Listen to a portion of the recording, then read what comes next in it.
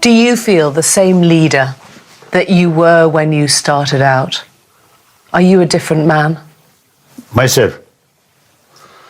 Now, firstly, big difference of age. And then when I left, you see, Tibet, there's a lot of hair here. Now much less. Of course, you see, I think I may say, so sometimes people say, time is money, money is time. So similarly, I think I want to say, time is the experience. Experience also, you see, like time. So time passes.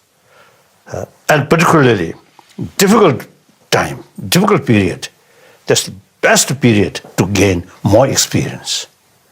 So I can definitely say, now, today's this person, I think more experience than at the time of 1959 or early 60. From the very early years, you were recognized as the Dalai Lama at the age of 2. Do you carry any memories of those early years of your childhood? Yes. I think as it's the usual way, you see, when very young, you see, some experience of frightening or some experience of uncomfortable. Those events remember more clearly. One I know, I remember, you see, my cousin, monk, you see, who carry sort of a lot of sort of prayer, some text book. And so then I not yet, I cannot stand, go like this. So I approached to him, and then his prayer books, you see, some way is troubled. So he lost his temper, and the cash caught me, and then a little bit he's here, like that. That I still remember. And you got the prayer book. Like that. That I remember. That I think one strange thing.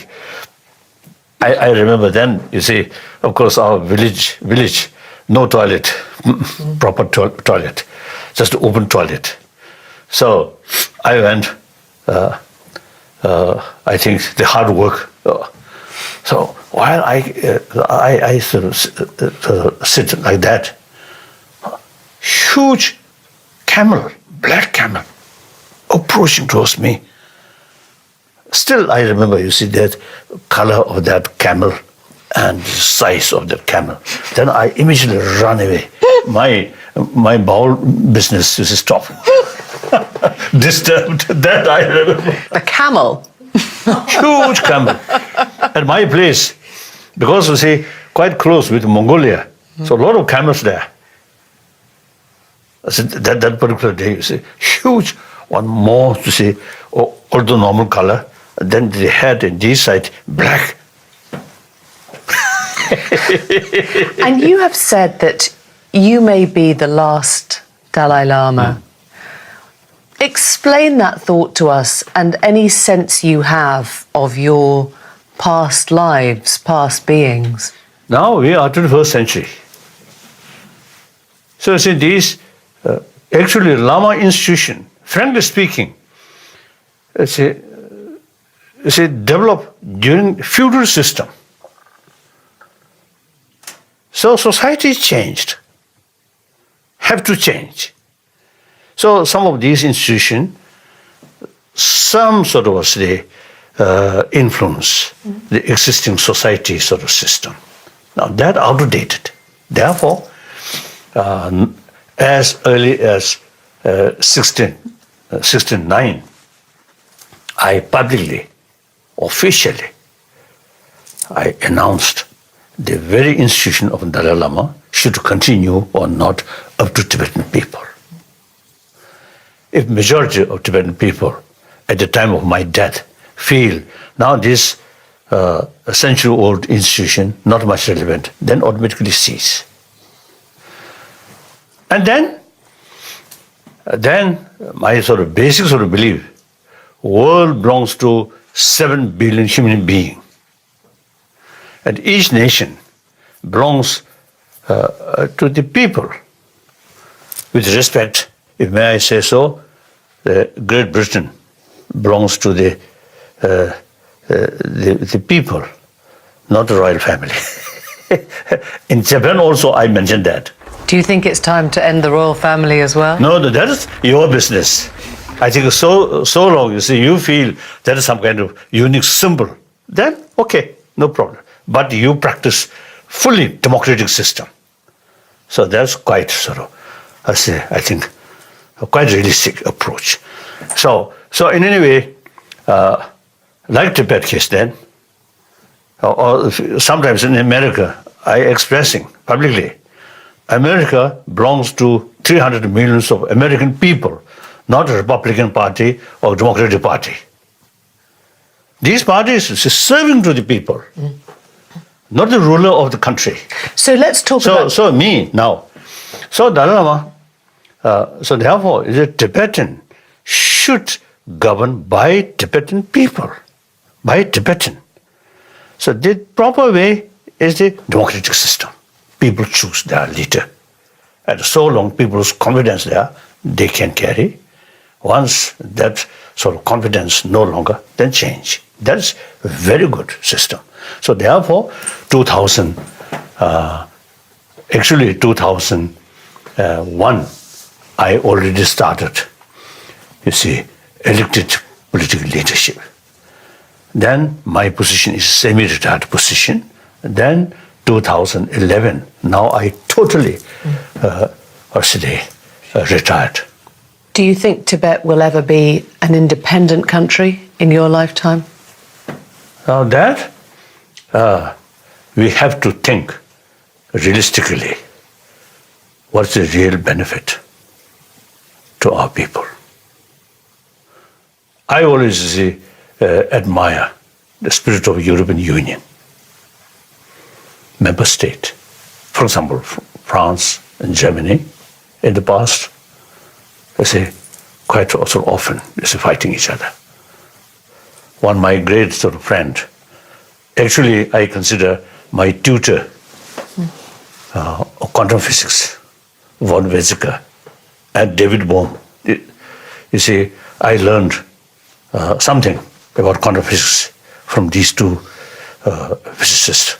So, he once told me, when he was young, every German eye, French is their enemy. Similarly, French eye, German is their enemy. We are talking in 1990, in 90s. So then he told me, now that kind of attitude completely changed. So, European Union, you see, developed.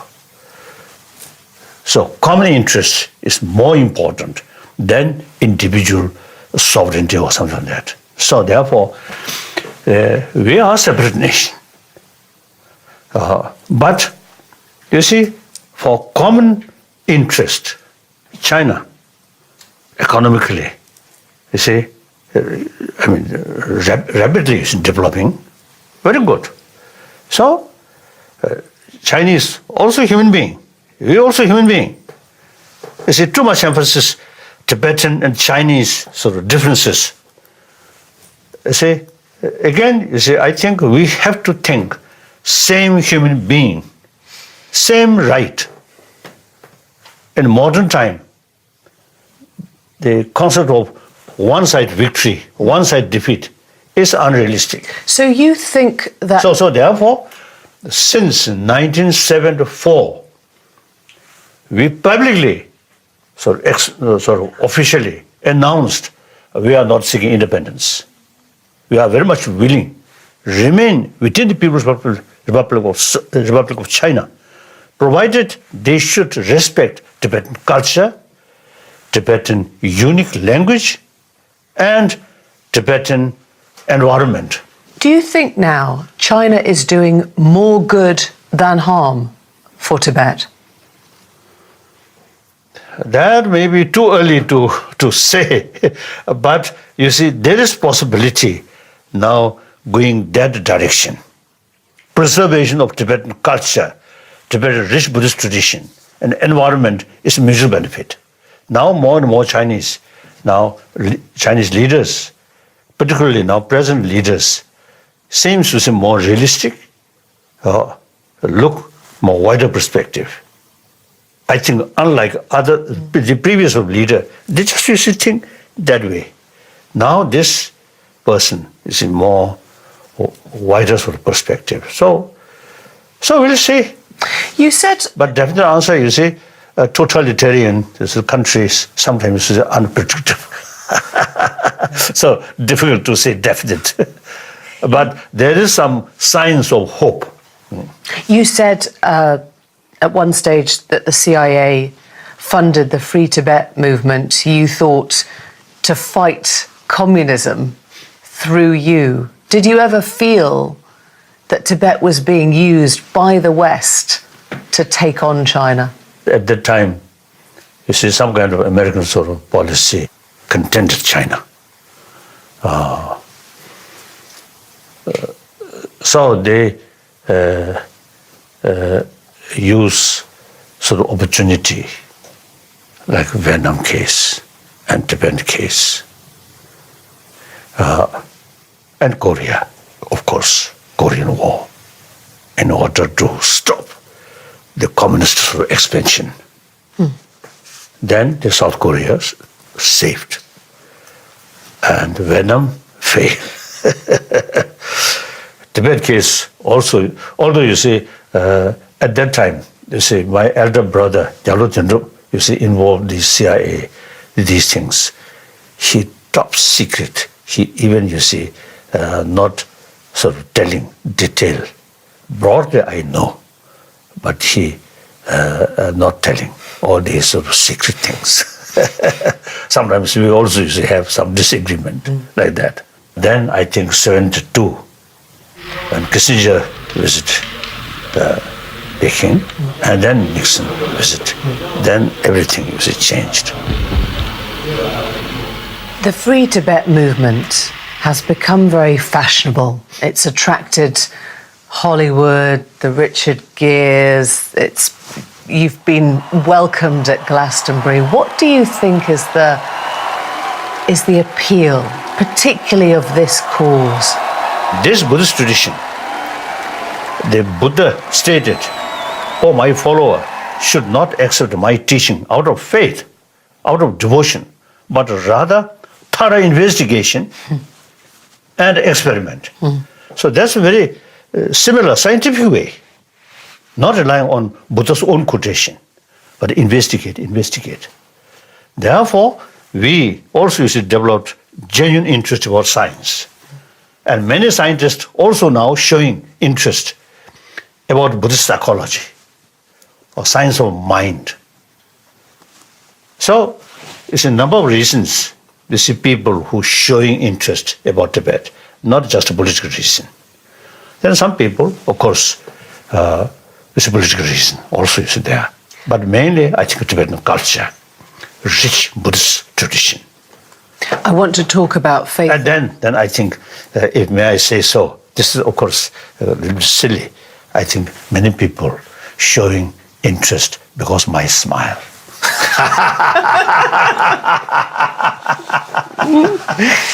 I want to talk about faith and science with you a bit further, but you have also been met on this trip by protesters, those who say that the rights of Shugden Buddhists have been banned in Tibet. Can you explain your response to Shugden Buddhism and why they appear to feel outlawed by you and your teachings? It is my duty to tell what is the reality. And whether listen or not, up to individual. So these people, you see, they do not know the whole sort of story. And recently I was in Australia. There is some Shugden group. There is some protest. They stop lying. So, including some young boy wear monk's robe and shouting. I really felt it's a pity.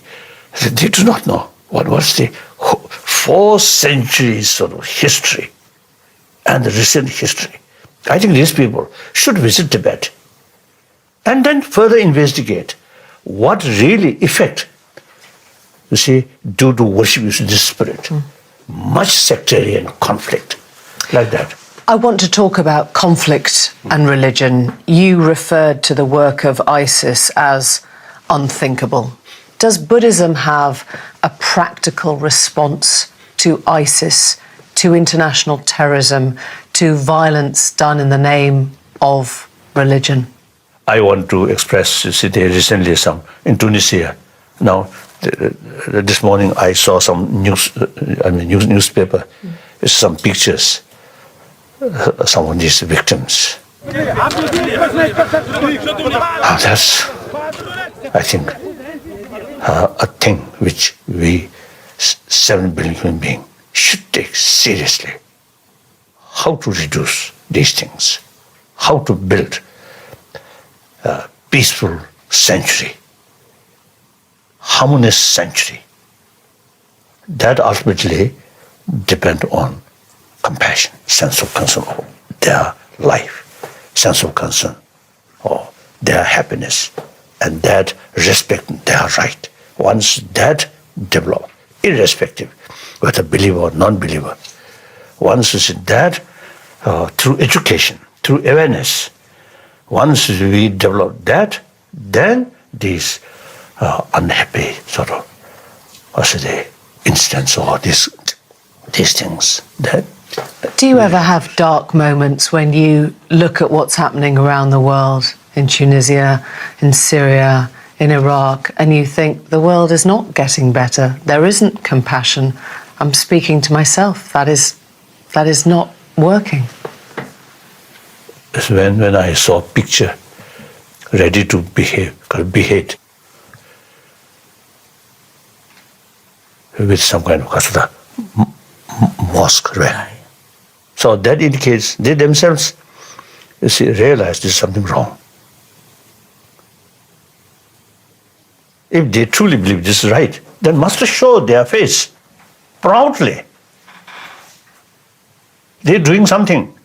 At the same time, they cover their face. I don't think that's right. So I think education, awareness, what's really helping for their cause through that kind of violence. And even, you see, the great nations,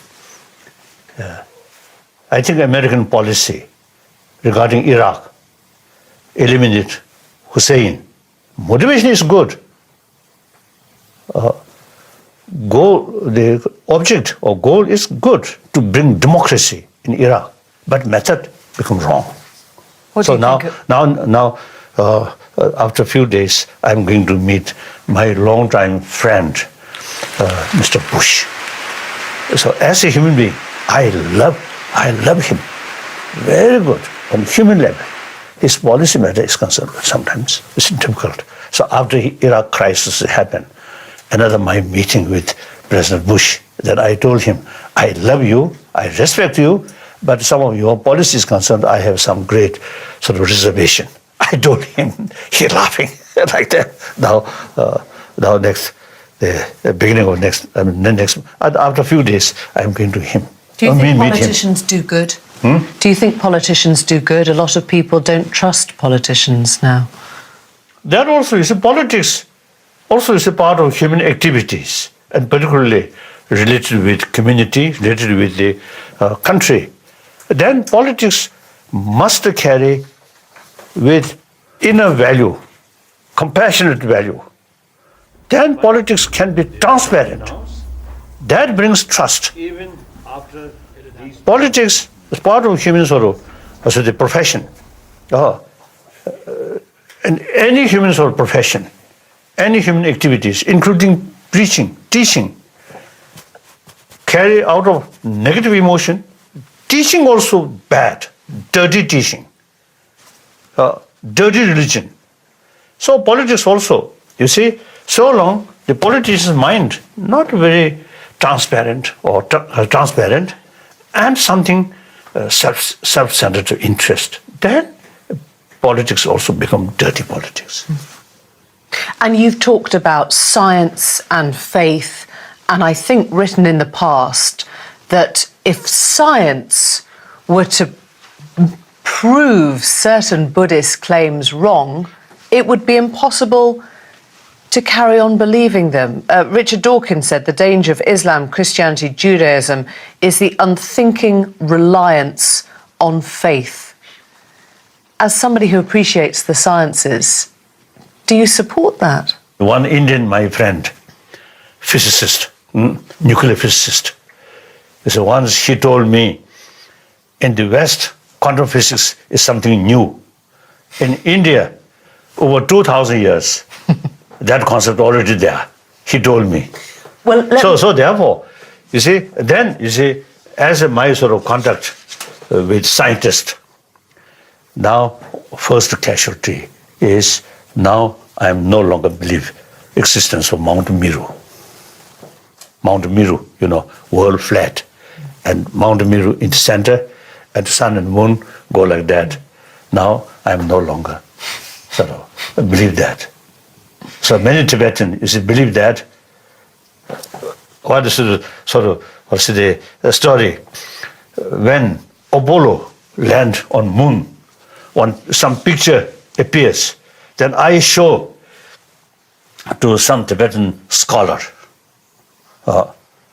Look, now this is moon, some rocky area, some rock, just moon. Then that monk, that scholar, they respond to me, oh, that may be part of Mount Meru. But there are areas now So no problem. where faith and science are creating new possibilities or new difficulties. Dying with dignity, this is a very current controversy in our world now. Should people have the right to assist their loved ones to die when they are suffering terribly? And firstly, let me say, the previous Pope, I can't remember the name, I usually call Polish Pope, Italian Pope, then German Pope, now Argentinian Pope. So the German Pope once expressed reason and faith must go together. So reason means now science. Science and faith can go together. And it is sort of useful that way. I think in the early part of 20th century, I think science and spirituality is something two separate way. Now, with help of quantum physics, mind become more important. And medical science also now say mental peace of mind is very important for physical health.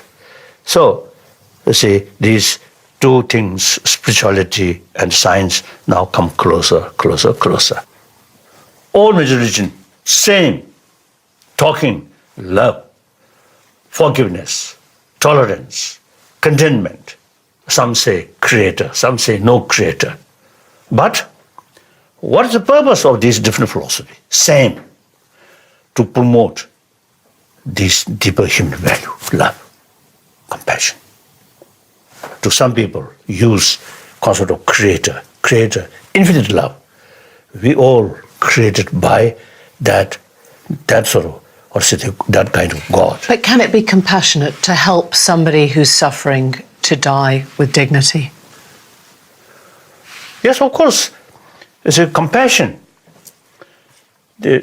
I think almost after a few weeks of conception, mother's womb, mother's peace of mind is very important for unborn child. Then as soon as birth, affection, love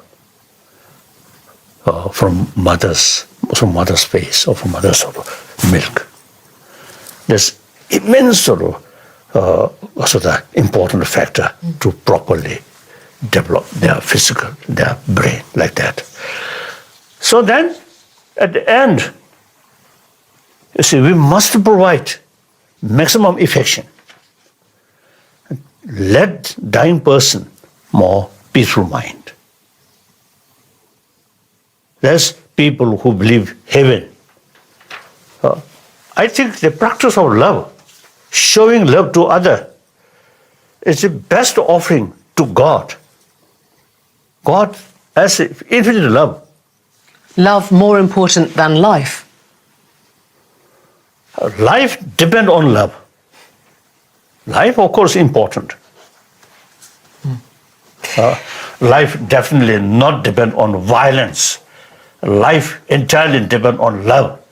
That I can say. You've talked about your smile bringing people towards free Tibet. You love to laugh. What are the things that make you laugh? Do you have a favourite joke? No, I always say, consider myself another just one human being. In the West, or I think many cases, you see people mention their own name, their own sort of profession, these things. Then I felt, not necessary to introduce that way. Just show the face, human face. That's the best way to introduce yourself. You hate formality. You hate formality. Yes, I hate. I really. I said boring about too much formality. Unnecessary. So what makes you laugh? I think laughing, smile is something I think unique about a human being. God give us that sort of special thing. So we have to utilize that. Our unique thing, but still remain like tiger. No use. Before you go, before we finish, there are fans of Bradford City Football Club who are desperate to know if you are still a supporter, because ever since you gave them your blessing, they've improved their performance. Do you call yourself a Bradford City Football Club supporter? Football club